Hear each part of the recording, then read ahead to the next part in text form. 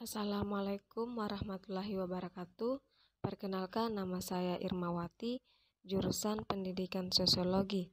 Dalam video ini saya akan menjelaskan tentang fenomena yang terjadi dalam masyarakat dengan menggunakan perspektif teori fungsionalisme struktural menurut Talcott Parsons. Baik, langsung saja. Di Indonesia, terutama di Jawa, siapa yang tidak kenal dengan BBM atau BlackBerry Messenger? Melalui BBM, kita dapat berkomunikasi dengan siapa saja, terutama dengan kerabat atau seseorang yang jauh dengan kita. Kita dapat saling menyapa atau berkomunikasi dengan BBM tanpa bertatap muka secara langsung. Selain itu, di dalam aplikasi BBM, kita juga dapat mengetahui profil dan status sang pemilik dengan mengetahui lebih dalam. Dengan BBM, juga kita dapat memiliki teman atau dapat membentuk suatu komunitas yang baru karena BBM sendiri termasuk memiliki jangkauan yang cukup luas. Bisa dilihat melalui paradigma teori struktural fungsional. Dengan meruaknya BBM dapat menjadi contoh di mana dalam teori ini menekankan kepada keteraturan dan mengabaikan konflik serta perubahan-perubahan dalam masyarakat. Asumsi dasarnya adalah bahwa setiap struktur dalam sistem sosial turut menjadi struktur fungsional terhadap yang lain. Dan sebaliknya, jika tidak fungsional, maka struktur itu tidak pernah ada atau hilang dengan sendirinya. Talcott Parsons berpendapat bahwa perubahan sosial pada masyarakat sama halnya dengan pertumbuhan makhluk hidup. Masyarakat tersusun dari sekumpulan subsistem yang berbeda berdasarkan struktur dan fungsionalnya. Komponen utama pemikiran Parsons adalah adanya proses diferensiasi.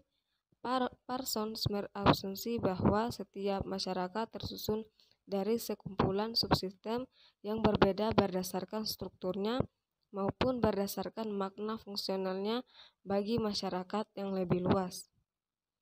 Ketika masyarakat berubah, umumnya masyarakat tersebut akan tumbuh dengan kemampuan yang lebih baik untuk menanggulangi permasalahan hidupnya, dimulai dari masa hidup sederhana sampai akhirnya terus berkembang mengikuti teknologi yang ada. Beberapa tahun yang lalu belum ada yang namanya jaringan internet. Pada waktu itu, orang-orang berkomunikasi dengan kerabat yang jauh dengan menggunakan surat. Tentunya tidak mudah.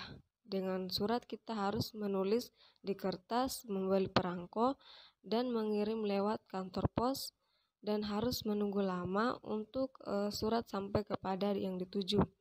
Dan jika menunggu balasan dari kerabat kita juga tentunya menunggu waktu yang lama, sekitar 1 minggu atau lebih untuk bisa membaca surat dan mengetahui kabar dari kerabat kita yang jauh di sana. Tapi dengan perkembangannya waktu dan kemajuan teknologi di negara kita, muncullah sebuah jaringan yang bernama internet. Dengan adanya internet, surat menyurat hampir tidak ada lagi karena dengan internet kita dapat berkomunikasi dengan siapapun, orang-orang dari Sabang sampai Merauke, bahkan dengan orang yang berada di luar negeri pun kita dapat menjalin komunikasi. Tentunya lebih efisien dan tidak membutuhkan waktu yang lama dalam mengirim atau menunggu balasan dari kerabat kita.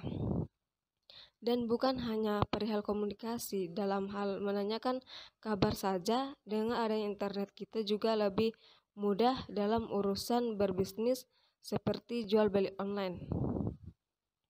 Dari fenomena tersebut, maka dapat dilihat terjadinya perubahan struktural.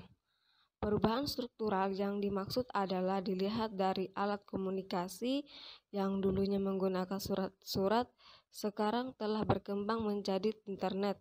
BBM yang merupakan hasil dari penyebaran dan penggunaan internet, kini bukan hanya dapat menjalin hubungan dengan kerabat, tapi dapat dimanfaatkan sebagai ajang berbisnis yang tentunya lebih mudah dan efisien.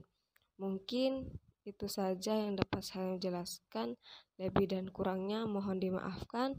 Saya akhiri, wassalamualaikum warahmatullahi wabarakatuh.